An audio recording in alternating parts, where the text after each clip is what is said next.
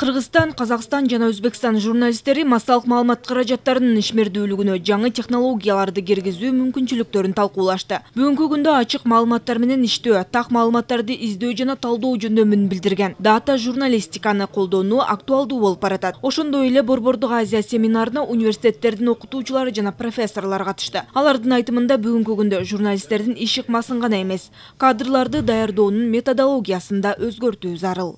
Биринчиден, ушу медиа чөйрөдөгү айрым жаңылыктарды, инновациялык өнүгүү багыттарын талдоо, аныктоо. Анан экинчи маселе эң бул мен ойлойм маанилүү. Азыр могу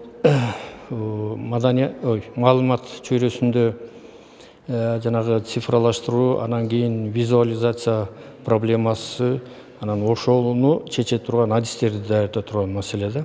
Чын айтканда азыр биз мына мисалы үчүн Кыргызстанды алсак, биз баягы Кыргызстандын бир нече жогорку окуу жайларында журналисттерди баягы мурдакы традициялык билим берүү багыты менен эле көбүнчө даярдап келатабыз. А заман болсо азыр чын айтканда цифрлаштыруу жана визуализацияны катуу талап кылып аткан мезгил.